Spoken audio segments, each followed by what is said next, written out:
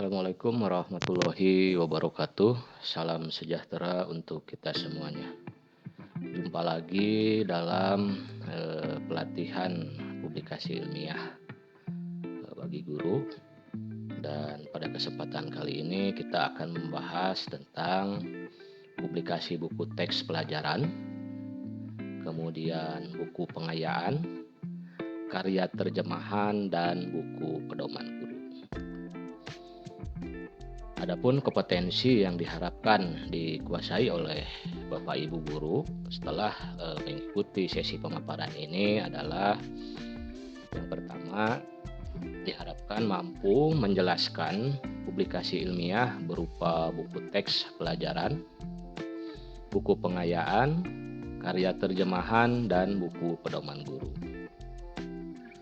Untuk selanjutnya diharapkan juga mampu menjelaskan besaran angka kredit dan bukti fisik yang diperlukan dalam pengajuan angka kredit keempat jenis buku tadi, ya, yaitu buku teks pelajaran, pengayaan, karya terjemahan, dan buku pedoman guru.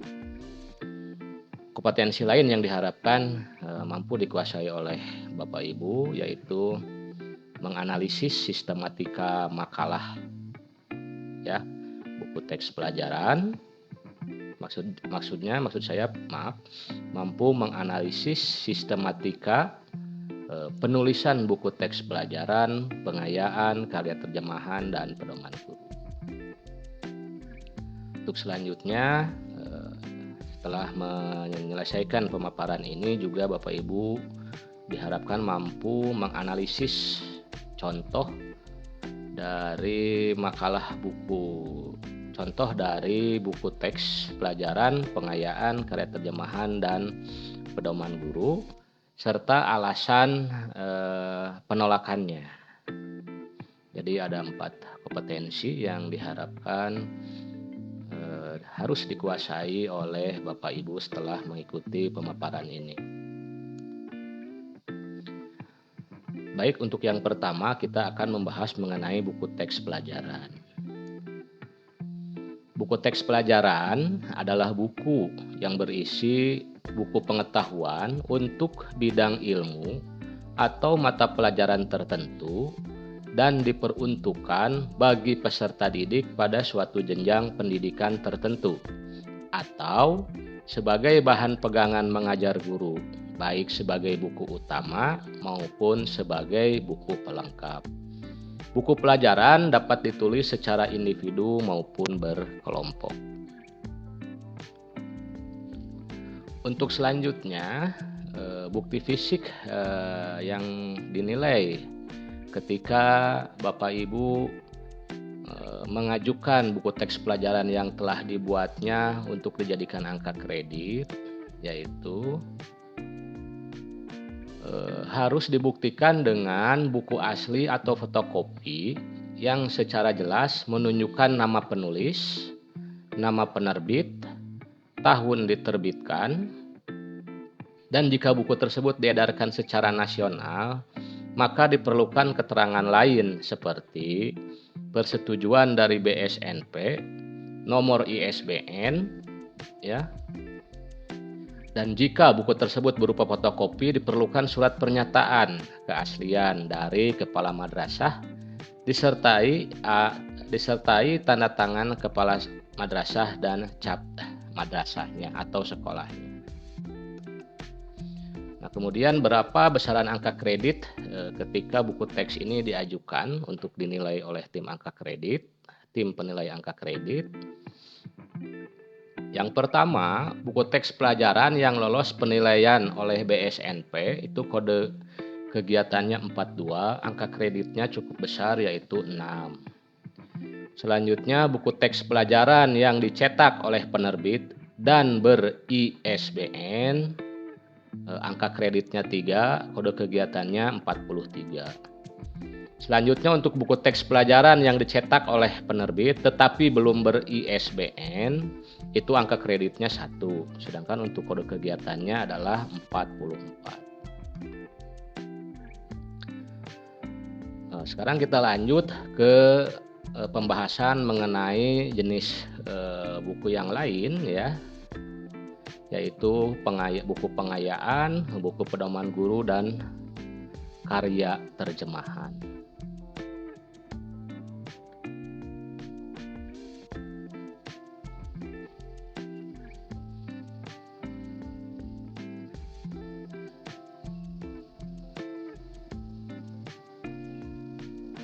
Baik, kita tunggu sebentar. Nah, ini.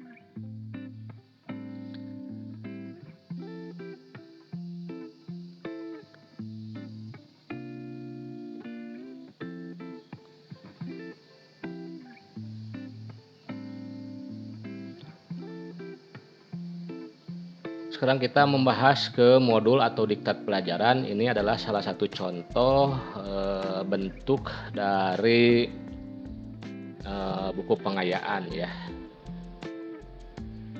Dimulai dari definisi pengertian modul dan diktat sebagai berikut. Modul adalah materi pelajaran yang disusun dan disajikan secara tertulis sedemikian rupa sehingga pembacanya diharapkan dapat menyerap sendiri materi tersebut. Kemudian untuk diktat adalah catatan tertulis suatu mata pelajaran atau bidang studi ya, yang dipersiapkan guru untuk mempermudah atau memperkaya materi mata pelajaran atau bidang studi yang disampaikan guru dalam proses kegiatan belajar mengajar. Modul atau diktat harus secara jelas menunjukkan nama mata pelajaran atau materi pokok tertentu yang menjadi isi utamanya. Kemudian juga harus menunjukkan tahun atau semester diterbitkan, serta penjelasan kelas dari peserta didik yang akan menggunakan modul atau diktat tersebut dengan ketentuan sebagai berikut. Modul dan diktat yang digunakan di tingkat provinsi memerlukan pengesahan dari Kepala Dinas Pendidikan Provinsi. Kemudian untuk modul dan diktat yang digunakan di tingkat kabupaten kota itu memerlukan pengesahan dari Kepala Dinas Pendidikan Kabupaten Kota. Sedangkan untuk modul dan diktat yang digunakan di sekolah itu harus disahkan oleh kepala sekolah atau kepala madrasahnya ya.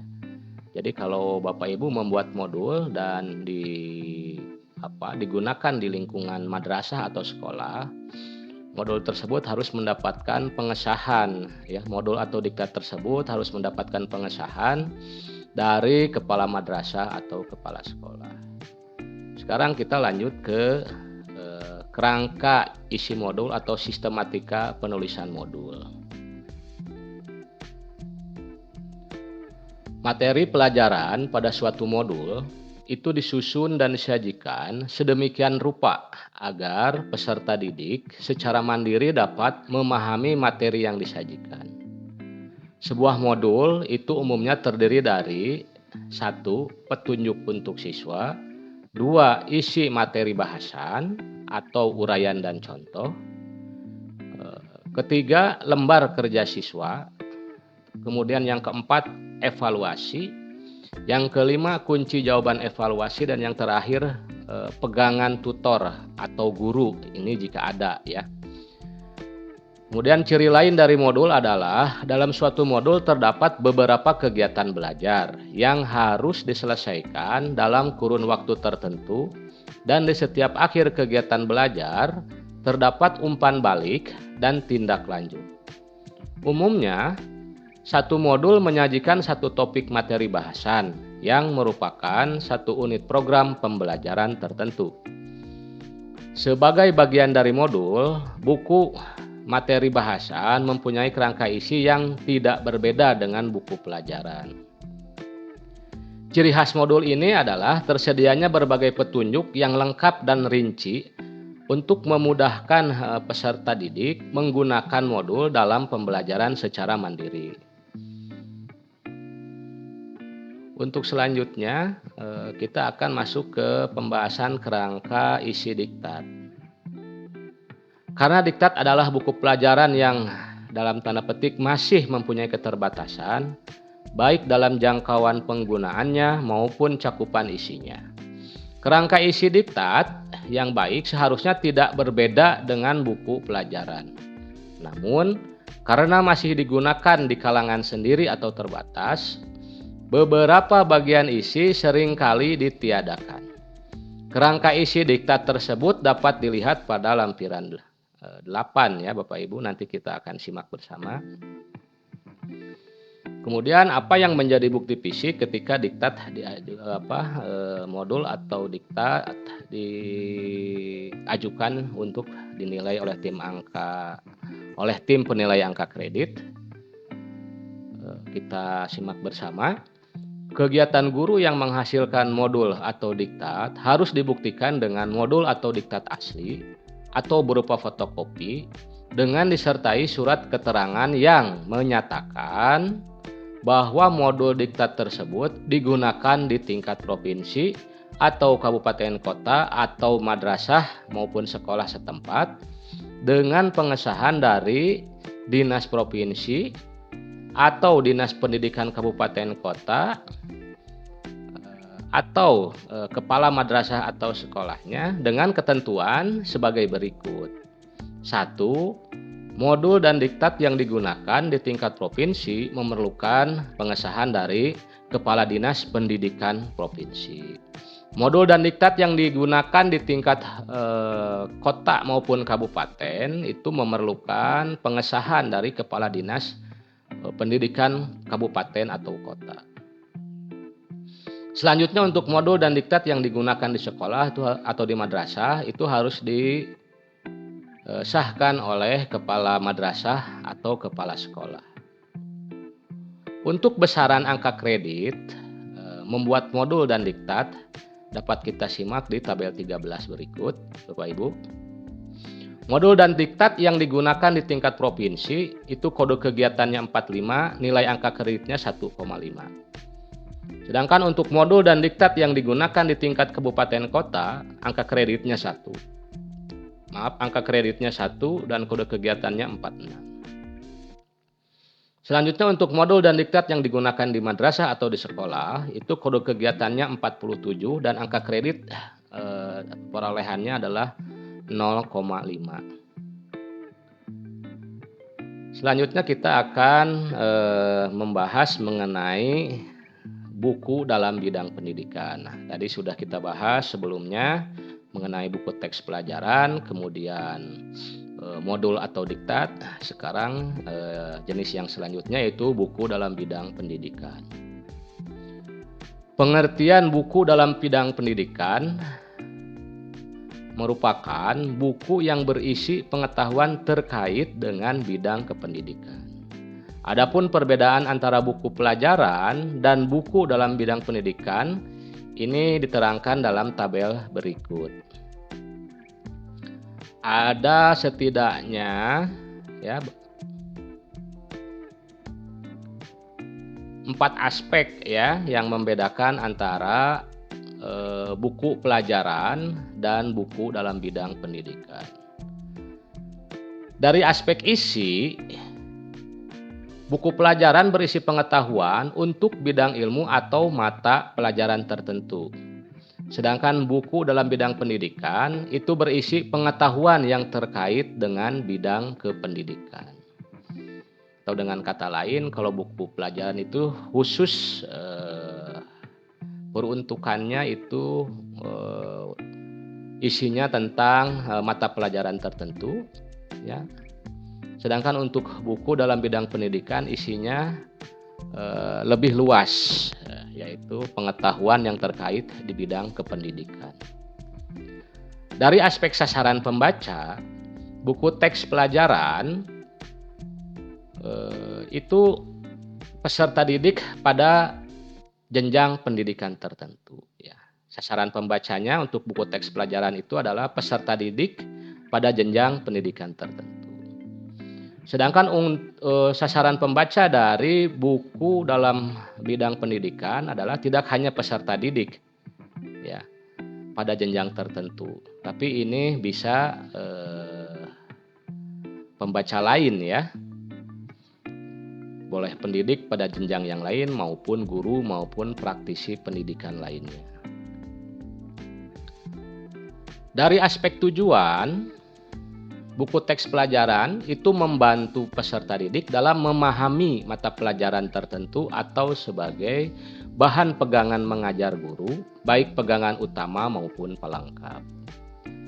Sedangkan buku di bidang pendidikan itu tidak hanya membantu peserta didik dalam memahami mata pelajaran tertentu atau sebagian bahan pegangan mengajar guru, baik pegangan utama maupun pelengkap. Namun, dimaksudkan juga untuk memberikan informasi pengetahuan dalam bidang kependidikan.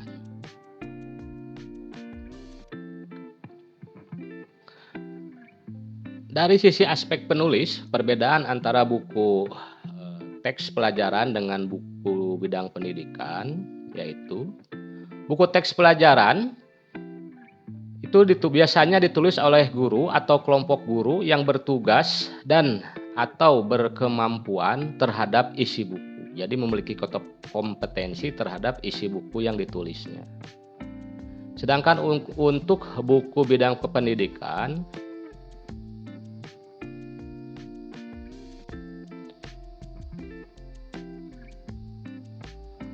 dari sisi penulis yaitu guru atau kelompok guru yang berkemampuan terhadap isi buku.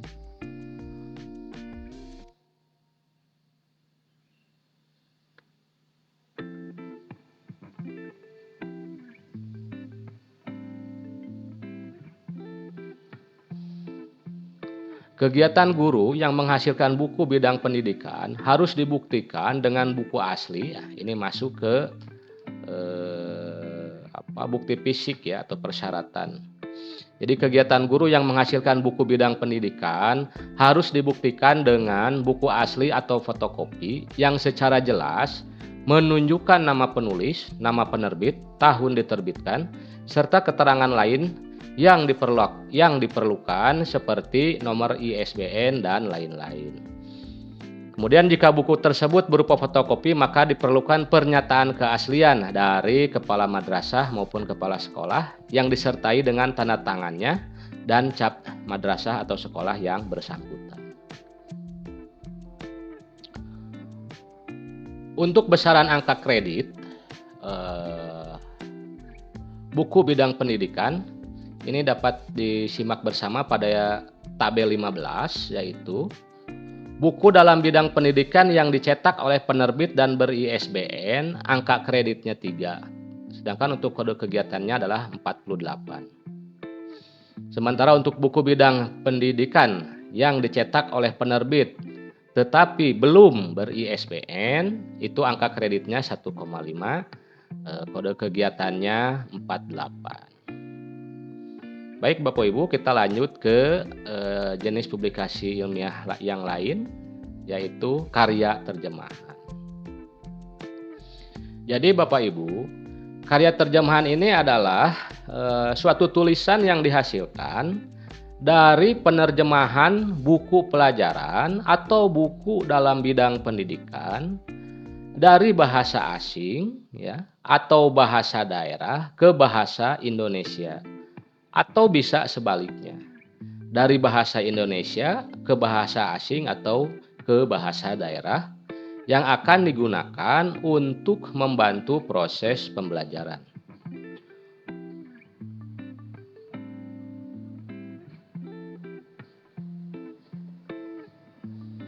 Buku terjemahan tersebut harus dilengkapi dengan surat pernyataan dari kepala madrasah. Nah, ini masuk ke bukti fisik yang harus disertakan ya.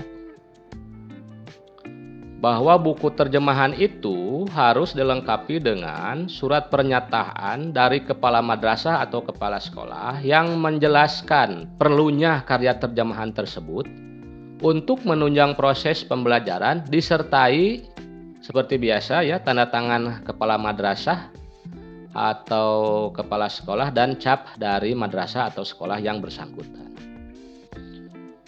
Untuk kerangka isi,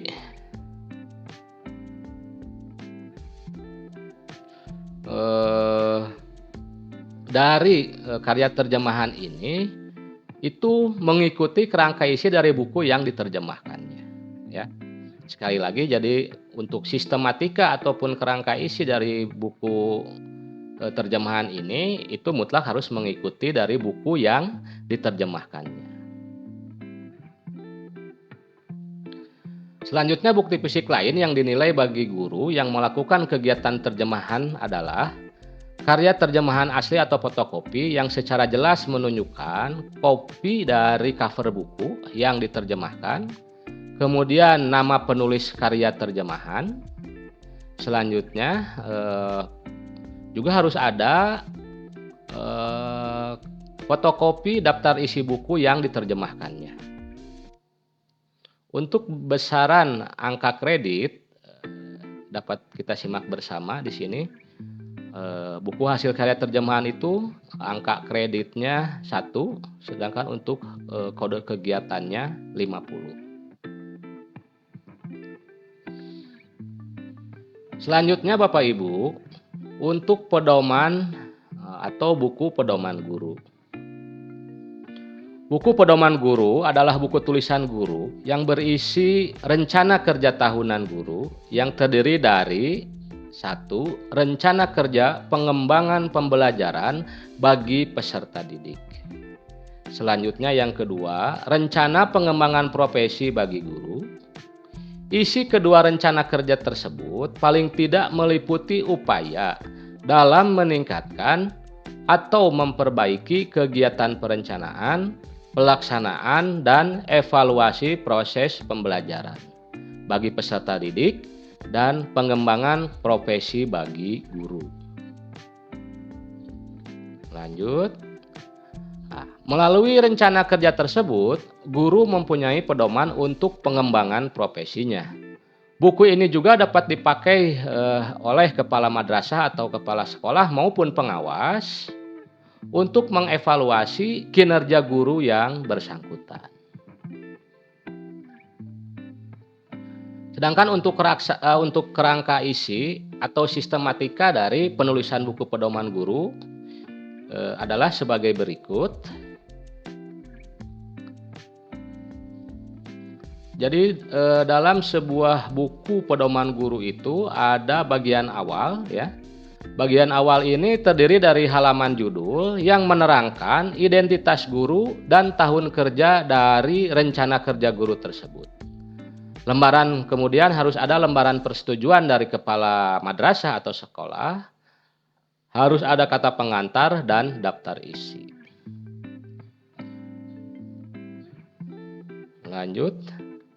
Sementara untuk bagian isi, ya, pada bagian isi pada umumnya terdiri dari beberapa bab, yaitu pendahuluan, di mana menjelaskan latar belakang, tujuan, manfaat pembuatan rencana kerja tahunan guru, dan ringkasan target-target capaian yang diharapkan dicapai. Selanjutnya ada di bagian isi ini adalah rencana kerja pengembangan pembelajaran bagi peserta didik dan rencana pengembangan profesi bagi guru. Untuk selanjutnya juga harus memuat penjelasan ringkasan target-target yang diharapkan dapat dicapai. Rincian rencana kerja yang disajikan dalam satuan waktu bulanan untuk selama 1 tahun. Rencana kerja tersebut berupa rencana guru yang bersangkutan dalam meningkatkan kompetensinya sebagai guru, yakni kompetensi pedagogik, sosial, kepribadian, dan profesional.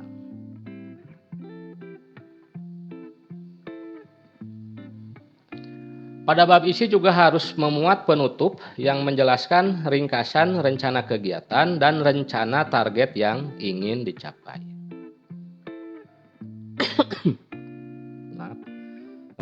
Selanjutnya masih dalam sistematika penulisan buku pedoman guru, yaitu ada bagian penunjang. Bagian penunjang itu memuat lampiran yang menunjang rencana kerja tahunan tersebut. Seperti contoh itu harus ada RPP ya, kemudian skenario kegiatan dan lain-lain. Sedangkan untuk bukti fisik dan angka kredit dari buku pedoman guru ini ya. Jadi bukti fisik yang harus disertakan dalam pengajuan penilaian angka kredit adalah berupa makalah rencana kerja pedoman kerja guru yang secara jelas menunjukkan nama penulis dan tahun rencana kerja tersebut akan dilakukan. Buku pedoman guru tersebut dilengkapi dengan pernyataan keaslian dari kepala madrasah atau kepala sekolah yang disertai tanda tangan dan cap madrasah atau sekolah yang bersangkutan.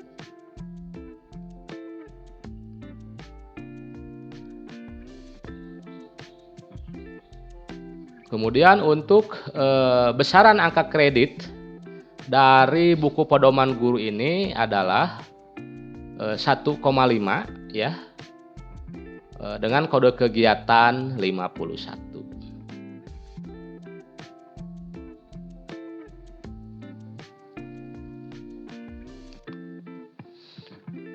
Nah, baik Bapak Ibu, tadi kita sudah menyimak bersama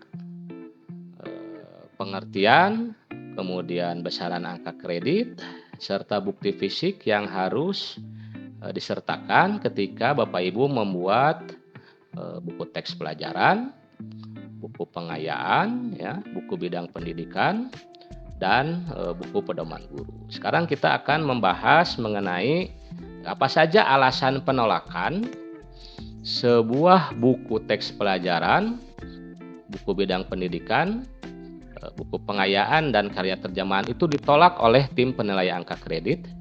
Juga di sini kita akan menjelaskan solusi ya atau saran perbaikan atas penolakan yang diberikan. Seperti biasa untuk dokumen-dokumen penjelasan tadi keempat jenis buku guru tersebut, saya sudah menyimpan dokumennya pada Google Drive. Untuk linknya Bapak Ibu, baik link alasan penolakan maupun link dari penjelasan sebelumnya itu dapat Bapak Ibu peroleh di deskripsi video ya. Silahkan diklik, kemudian silahkan Bapak Ibu unduh dokumennya. Kita masuk ke alasan penolakan.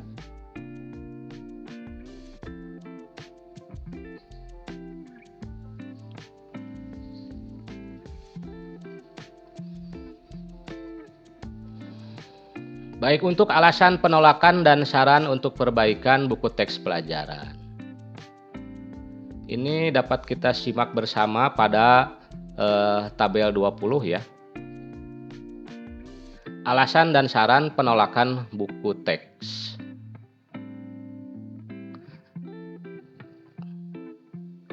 Yang pertama, dinyatakan sebagai buku pelajaran namun belum dapat dinilai karena belum memenuhi syarat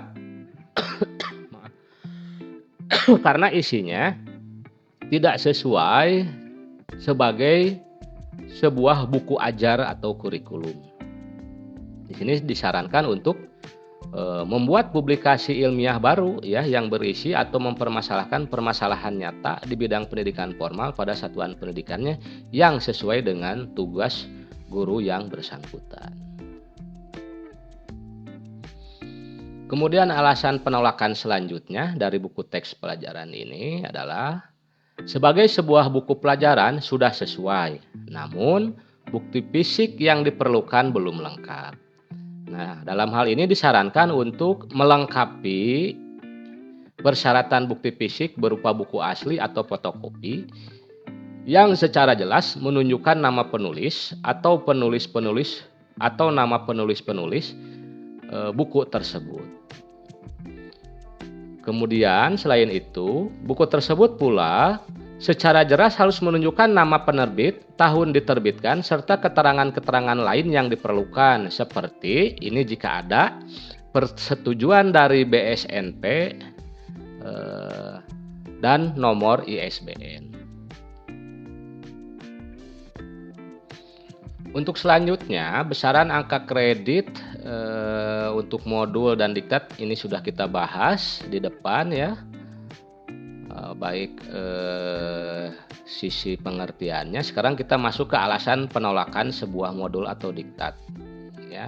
Dapat kita simak di tabel 22 berikut. Yang pertama, dinyatakan sebagai diktat ya, namun belum dapat dinilai karena belum memenuhi syarat.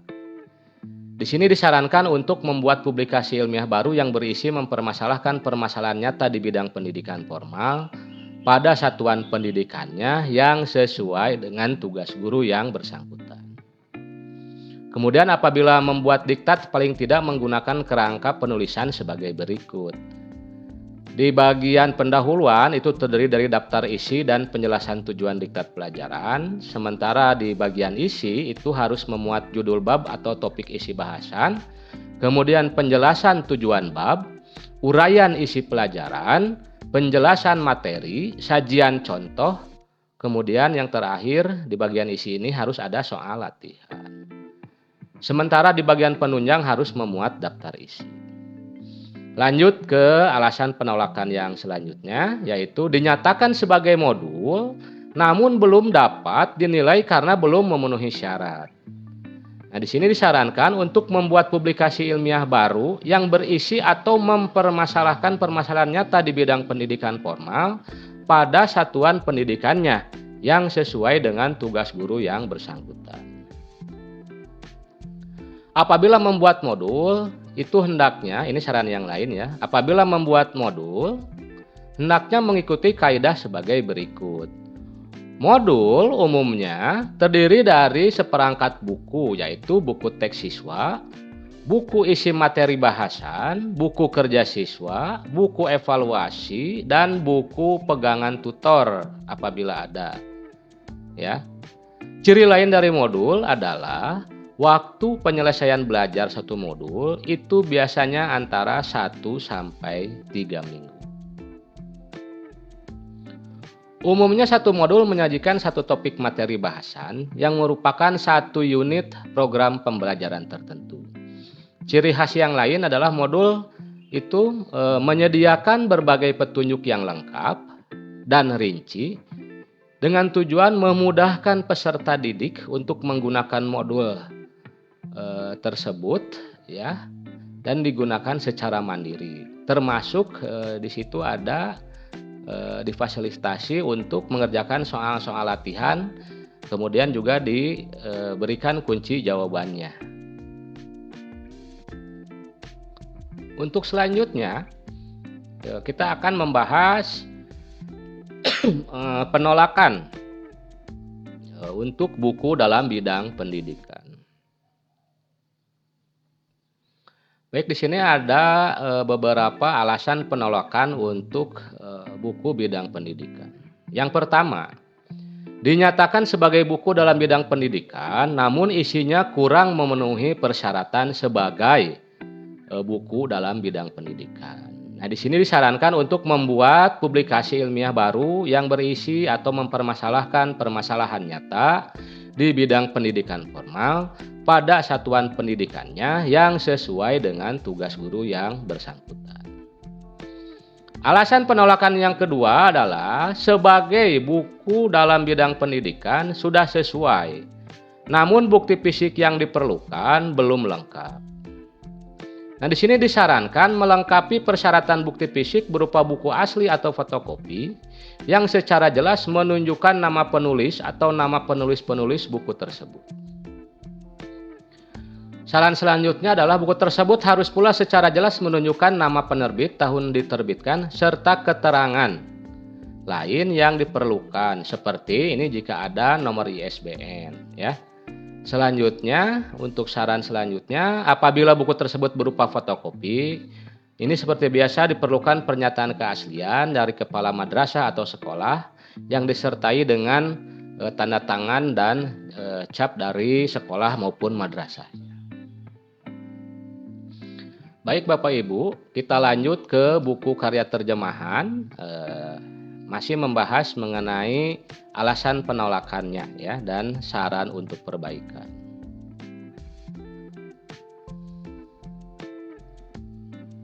Di sini ada dua alasan penolakan terhadap buku karya terjemahan. Yang pertama, dinyatakan berupa karya terjemahan namun belum memenuhi syarat karena hal yang diterjemahkan tidak sesuai dengan isi dengan tugas si penulis sebagai guru.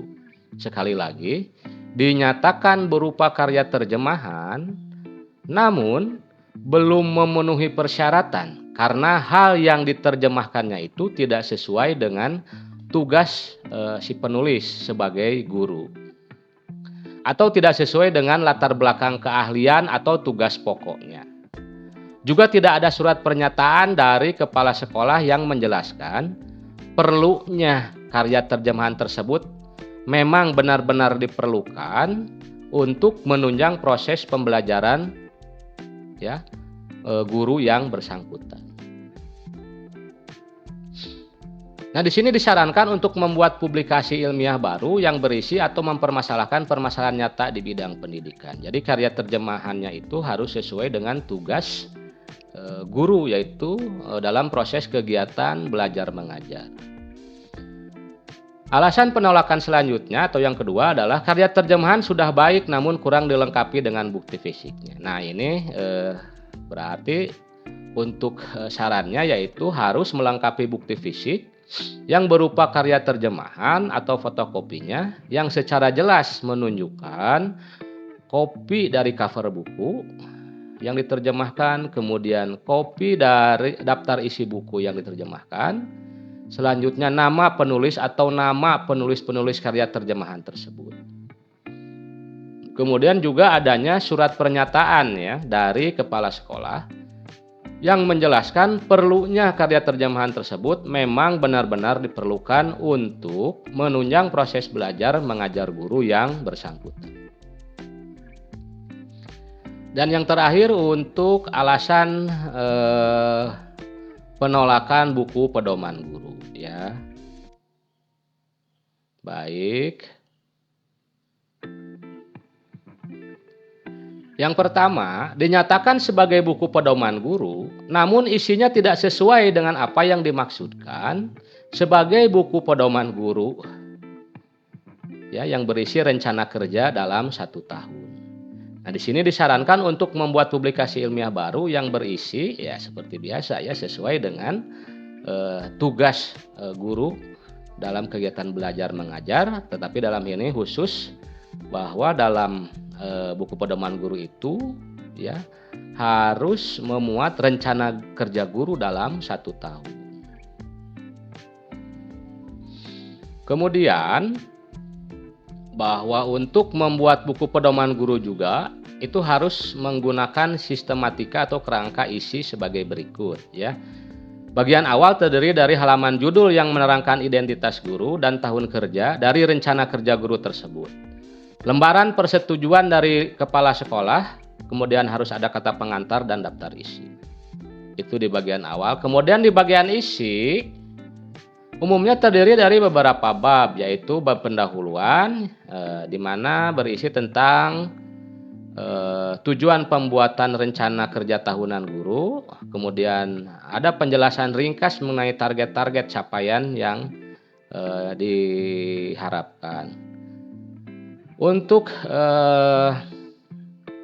bagian isi juga harus memuat rincian rencana kerja yang disajikan dalam satuan waktu bulanan selama 1 tahun. Rencana kerja tersebut berupa rencana kerja guru yang bersangkutan dalam meningkatkan kompetensinya sebagai guru, yakni kompetensi pedagogik, kompetensi profesional, kepribadian, dan kompetensi sosial. Kemudian di penutup itu harus menjelaskan ringkasan rencana kegiatan dan rencana target yang ingin dicapai. Pada bagian penunjang itu harus dilengkapi dengan lampiran-lampiran seperti RKT atau rencana kerja tahunan. Itu misalnya RPP dan skenario kegiatan. Alasan penolakan yang kedua, buku pedoman guru sudah baik, namun perlu dilengkapi dengan lampiran. Disarankan melengkapi dengan lampiran-lampiran yang menunjang rencana kerja tahunan tersebut. Misalnya itu harus dilengkapi dengan RPP dan skenario kegiatan.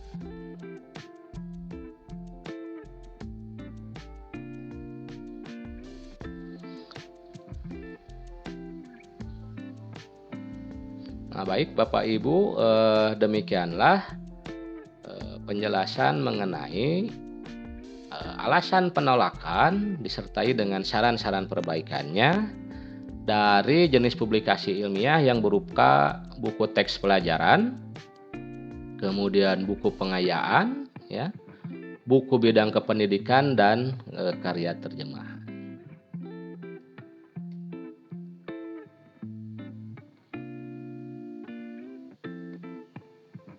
Baik Bapak Ibu, demikianlah sesi pemaparan dari mata pelatihan publikasi ilmiah, ya, khususnya di bidang publikasi buku teks, pelajaran, buku pengayaan, karya terjemahan, dan buku pedoman guru. Terima kasih atas atensinya. Jumpa lagi pada pemaparan materi-materi selanjutnya.